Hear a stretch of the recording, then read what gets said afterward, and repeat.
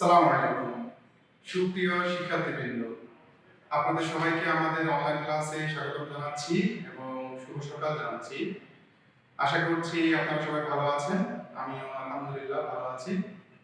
সুপ্রিয় শিক্ষার্থীবৃন্দ, আজকে যে বিষয়টা নিয়ে আমরা আলোচনা করব, আমরা আজকে এমন একটা বিষয় নিয়ে আলোচনা করব যেটা আমাদের ফিজিওথেরাপিস্টের ক্যারিয়ারে ওতপ্রোতভাবে জড়িত হয়ে থাকে এবং আমরা বলতে পারি যেটা ছাড়া আমরা প্রায় অচল, এবং সেটা হচ্ছে থেরাপিউটিক এক্সারসাইজ। তো আজকে আমরা জানবো থেরাপিউটিক এক্সারসাইজ কি এবং থেরাপিউটিক এক্সারসাইজের টাইপগুলো আমরা জানবো আজকে। এছাড়া আমরা আজকে জানবো থেরাপিউটিক এক্সারসাইজের কেন আমরা করব বা এটা গোল কি বা এটার ইম্পর্টেন্স কি। তো শুরুতে আমরা চলে যাচ্ছি শুরুতে জানবো থেরাপিউটিক এক্সারসাইজ কি।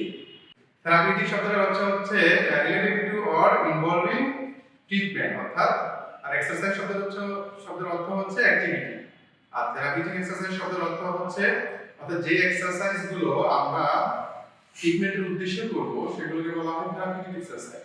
Exercise which are done or performed for treatment purpose is called therapeutic exercise. এখন আপনাদের মনে কোশ্চেন আসতে পারে এক্সারসাইজ এবং থেরাপিউটিক এক্সারসাইজের মধ্যে পার্থক্য কি। আমি যদি ছোট্ট একটা উদাহরণ দিই আপনারা সহজে বুঝতে পারবেন। যেমন একটা মানুষ পার্কে দৌড়াচ্ছে, হ্যাপজার্ডলি বা এলোমেলো দৌড়াচ্ছে, যেই মানুষটার কোনো পেইন নাই বা কোনো ডিসেবিলিটি নাই বা ইম্পেয়ারমেন্টস নাই, বাট সে দৌড়াচ্ছে এবং সে কোনো পারপাস ছাড়া দৌড়াচ্ছে, স্পেসিফিক প্ল্যান আকারে না, সে নর্মালি দৌড়াচ্ছে হয়তো তার ওয়েট ম্যানেজমেন্টের জন্য বা তার ফিটনেসটাকে ধরে রাখার জন্য। এটা হচ্ছে এক্সারসাইজ। আর আরেকটা হচ্ছে থেরাপিউটিক এক্সারসাইজ, হচ্ছে মনে করেন একটা মানুষ পার্কে স্পেসিফিক কিছু বা প্ল্যান সিস্টেমেটিক কিছু এক্সারসাইজ করতেছে, যেমন কেউ শোল্ডারের স্পেসিফিক এক্সারসাইজ করতেছে, যেমন আমরা যদি বলি সুপ্রাস্পাইনাটাস টেন্ডিনাইটিস, এটার জন্য স্পেসিফিক শোল্ডারের অ্যাবডাকশন করছে, ওয়েট দিয়ে এক্সারসাইজ করছে। এটা হচ্ছে থেরাপিউটিক এক্সারসাইজ। এটা হচ্ছে একটা প্ল্যান সিস্টেমেটিক স্পেসিফিক সমস্যার জন্য স্পেসিফিক এক্সারসাইজ। তো এটা হচ্ছে আমাদের এক্সারসাইজ এবং থেরাপিউটিক এক্সারসাইজের মধ্যে পার্থক্য।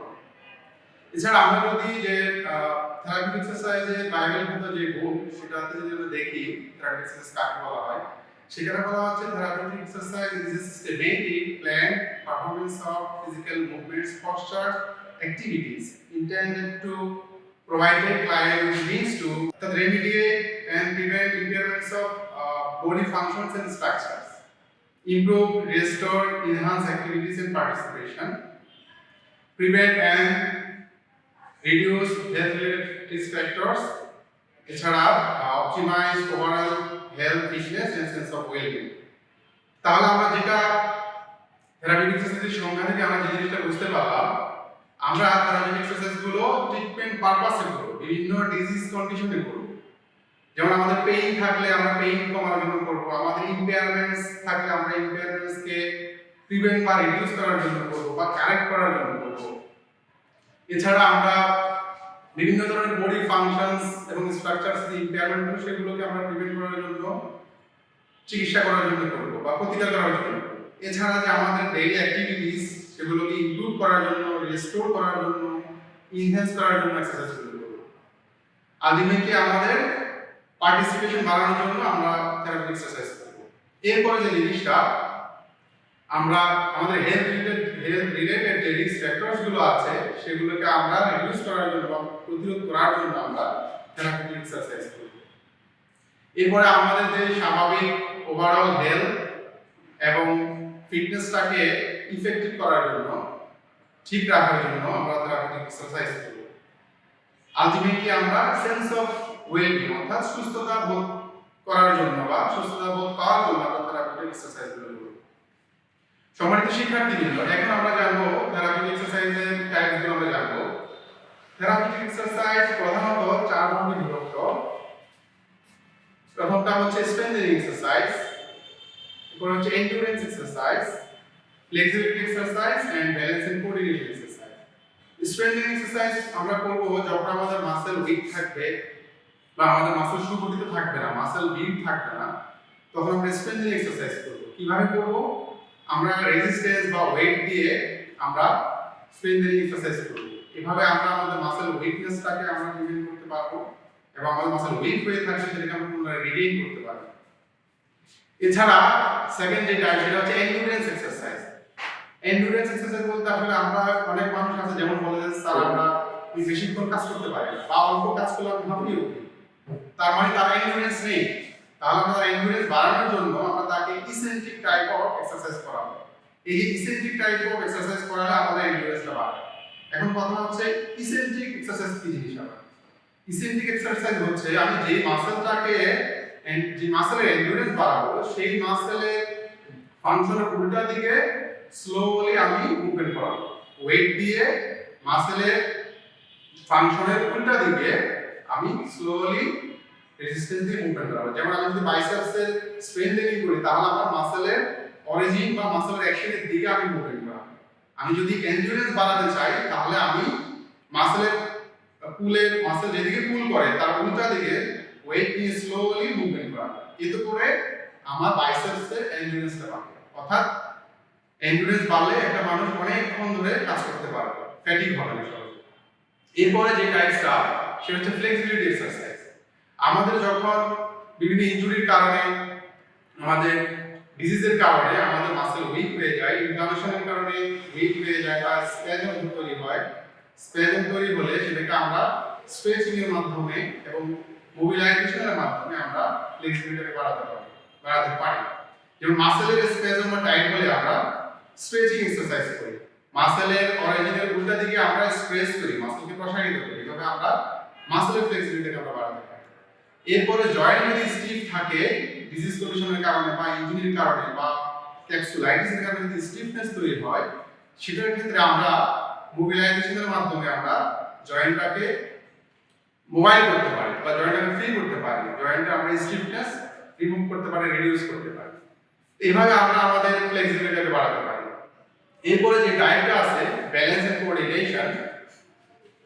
ব্যালেন্স আসলে কি কারণে আমাদের নষ্ট হয়? ব্যালেন্স অনেকগুলো কারণে নষ্ট হয়। যেমন কারো যদি মাসল উইকনেস থাকে ব্যালেন্স নষ্ট হয়, কারো যদি লিগামেন্ট ল্যাক্সিটি থাকে আমাদের মাসলের আমাদের ব্যালেন্স নষ্ট হয়, কারো যদি হিয়ারিং প্রবলেম থাকে, কারো যদি ভিশন প্রবলেম থাকে, কারো যদি নিউরোলজিক্যাল প্রবলেম থাকে, এই সমস্যাগুলোর কারণে আমাদের ইমব্যালেন্স হয়ে থাকে বা ব্যালেন্স নষ্ট হয়ে থাকে। এইটা যে আমরা ব্যালেন্স বাড়ানোর জন্য আমরা বিভিন্ন ধরনের প্রোপ্রিওসেপটিভ এক্সারসাইজ করে থাকি। প্রোপ্রিওসেপটিভ এক্সারসাইজ বলতে আমরা বডির বেসটাকে কমিয়ে দিয়ে বিভিন্ন ধরনের টুলসটাকে ইউজ করে, যেমন কুবল বোর্ড, আমাদের বসু বল, এগুলোকে আমরা ইউজ করে বেসটাকে বেসের সাপোর্টটাকে কমিয়ে দিয়ে আমরা আমাদের ব্যালেন্সটাকে বাড়াতে পারি। এরপরে যেটা কোঅর্ডিনেশন এক্সারসাইজ। কোঅর্ডিনেশন বলতে আমরা বুঝি স্মুথ এন্ড অ্যাকুরেট মুভমেন্ট। কোনো পেশেন্ট যদি স্মুথ এন্ড অ্যাকুরেট মুভমেন্ট করতে না পারে তাহলে আমরা তাকে প্রিসাইজ, কনসেন্ট্রেশন এন্ড রিপিটেশন, এই তিনটা জিনিসের মাধ্যমে আমরা কোঅর্ডিনেশনটাকে অ্যাচিভ করতে পারি। অর্থাৎ একটা পেশেন্ট যদি কোনো একটা মুভমেন্ট স্মুথ এন্ড অ্যাকুরেটলি করতে না পারে তাকে আমরা সেই অ্যাকুরেট জিনিসটা ধরিয়ে দিয়ে বলি যে আপনি বারবার মুভমেন্টটা করেন। অর্থাৎ এখানে তিনটা জিনিস ইউজ করা হয়। কনসেন্ট্রেশন, মনোযোগটা দিতে হবে, প্রিসিশন, খুব ভালোভাবে করতে হবে, যথাযথভাবে করতে হবে, লাস্ট যেটা রিপিটেশন করতে হবে, বারবার একটা জিনিস করাতে হবে। এইভাবে আমরা ব্যালেন্স এন্ড কোঅর্ডিনেশনটা অ্যাচিভ করতে পারি। এছাড়া এই চারটা মেজর টাইপস ছাড়া আরো কিছু থেরাপিউটিক এক্সারসাইজের টাইপ আছে, যেমন অ্যারোবিক এক্সারসাইজ। অ্যারোবিক এক্সারসাইজটা আমরা মেইনলি অক্সিজেন নিয়ে করি। যে অ্যারোবিক মেটাবলিজম সাইকেল আছে সেটাকে ইউজ করে অক্সিজেনটাকে নিয়ে আমরা অ্যারোবিক এক্সারসাইজ করি, যেখানে আমাদের মেইনলি যাদের ওয়েট বেশি, ওয়েট কন্ট্রোলের জন্য আমরা অ্যারোবিক এক্সারসাইজ করতে পারি, অর্থাৎ ক্যালোরি বার্ন করার জন্য আমরা অ্যারোবিক এক্সারসাইজ করতে পারি, যেখানে আমাদের ব্রিদিং রেট এবং হার্ট রেটটা বেশি থাকবে। হ্যাঁ, যেমন কয়েকটা অ্যারোবিক এক্সারসাইজের আমি যদি নাম বলি আপনারা সহজে বুঝতে পারবেন অ্যারোবিক এক্সারসাইজ কি ধরনের হয়ে থাকে।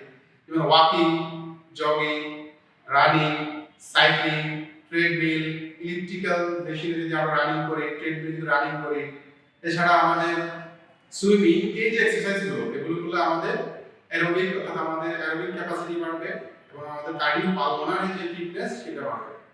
এরপরে যে টাইপটা আছে সেটা হচ্ছে পাওয়ার এন্ড অ্যাজিলিটি ট্রেনিং।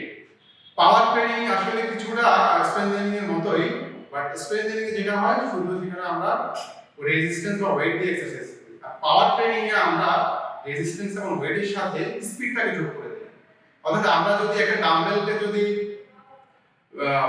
ডাম্বেলকে যদি নিয়ে যদি আমরা বাইসেপস কার্ল করি নরমাল স্পিডে, সেটা হচ্ছে আমাদের স্ট্রেংথেনিং হয়। কিন্তু আমরা যদি ডাম্বেল নিয়ে ডাম্বেল নিয়ে ফাস্ট করি, খুব দ্রুত করি, স্পিডে করি, তাহলে সেটা আমাদের পাওয়ার ট্রেনিং হবে। পাওয়ার ট্রেনিং এ আমাদের দুটো জিনিস ডেভেলপ হয়, স্ট্রেংথটা আমাদের বাড়ে এবং এন্ডুরেন্সটা বাড়ে। এরপরে যে আমাদের একটা টাইপ আছে সেটা হচ্ছে এজিলিটি ট্রেনিং। এজিলিটি ট্রেনিংটা হচ্ছে fast jumping type of exercise. বিভিন্ন ধরনের অবস্ট্রাগল দেওয়া থাকে, অবস্ট্রাগল গুলোকে আমরা জাম্পিং অ্যাক্টিভিটিস এর মাধ্যমে ফাস্ট যদি ওভারকাম করতে পারি, অতিক্রম করতে পারি, তাহলে আমাদের যে এজিলিটি ট্রেনিংটা আমাদের ইমপ্রুভ হবে বা এজিলিটিটা আমাদের বাড়বে। এরপরে যে টাইপস আছে সেটা হচ্ছে যে রিল্যাক্সেশন এক্সারসাইজ। রিল্যাক্সেশন এক্সারসাইজ কিছুই না, আমাদের বডিকে বিভিন্ন ভাবে রিল্যাক্স করার একটা পদ্ধতি। যেমন আমরা মেডিটেশনের মাধ্যমে আমাদের বডি মাইন্ডকে রিল্যাক্স করতে পারি, বিভিন্ন পজিশনের মাধ্যমে আমাদের বডিকে আমরা রিল্যাক্স করতে পারি, আমাদের ব্রিদিং এক্সারসাইজের মাধ্যমে আমাদের বডিকে আমরা রিল্যাক্স করতে পারি। যেমন কিছু পজিশনস আছে যে পজিশনে গেলে আমাদের বডি লোড গুলো বা আমাদের বডির মাসলের ওয়ার্ক গুলো আমাদের কমে যায়। যেমন সিটিং বা যদি আমরা লাইভ পজিশনে যাই, আমাদের প্রায় 90% মাসল আমাদের রেস্টে থাকে, তাহলে আমার বডি একটা রিল্যাক্স ফিল করে বা আমার বডির একটা চাপটা কমে যায়, তখন বডি আমাদের অটোমেটিক্যালি একটা রিল্যাক্সেশন ফিল চলে আসে আমাদের বডির মধ্যে। এরপরে যেটা সেটা হচ্ছে ব্রিদিং এক্সারসাইজ। আমাদের কোনো ডিজিজ কন্ডিশনের কারণে যদি আমাদের কার্ডিও রেসপিরেটরি ফাংশন যদি ব্যাহত হয় বা ডিস্টার্ব হয় বা সমস্যা তৈরি হয় ফাংশনে, সেক্ষেত্রে আমরা বিভিন্ন ধরনের ব্রিদিং এক্সারসাইজ করে আমাদের যে স্বাভাবিক ফাংশন সেটাকে আমরা ফিরিয়ে নিয়ে আসতে পারি। এরপরে যে লাস্ট যে আমাদের একটা টাইপ আছে থেরাপিউটিক এক্সারসাইজ, সেটা হচ্ছে যে টাস্ক স্পেসিফিক ফাংশনাল ট্রেনিং। এটা হচ্ছে আর কিছুই না, টাস্ক স্পেসিফিক বা অকুপেশন স্পেসিফিক ফাংশনাল ট্রেনিং। অর্থাৎ একটা প্লেয়ার, ফুটবল প্লেয়ারের ইনজুরি হয়েছে, তাহলে ফুটবল প্লেয়ারের কিন্তু তার আগের স্বাভাবিক অবস্থা ফিরিয়ে নিয়ে যাওয়ার জন্য যে বিশেষ কিছু স্পেসিফিক এক্সারসাইজ আছে সেগুলো আমরা করাবো। যেমন কেউ যদি বাস্কেটবল প্লেয়ার যদি ইনজুরি হয় বা রাগবি প্লেয়ার তাদের যদি ইনজুরি হয়, তাদেরকে আমরা প্লাইমেট্রিক এক্সারসাইজ করাবো। কারণ বাস্কেটবল কিছু তাদেরকে জাম্পিং টাইপ এক্সারসাইজ বা মুভমেন্ট করতে হয়।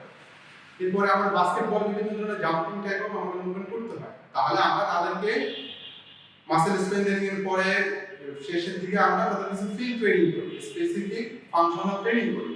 যে প্লাইমেট্রিক এক্সারসাইজ বললাম, এটা বাস্কেটবল প্লেয়ারদের আমরা করাতে পারি, রাগবি প্লেয়ারদের আমরা করাতে পারি। তো এইভাবে তাদের আমরা অকুপেশন বা টাস্ক স্পেসিফিক ট্রেনিং গুলো আমরা তাদেরকে করাতে পারি। তাদেরকে করে তাদের আমরা স্বাভাবিক যে খেলাধুলা সেটা আমরা ফিরিয়ে নিয়ে যেতে পারবো।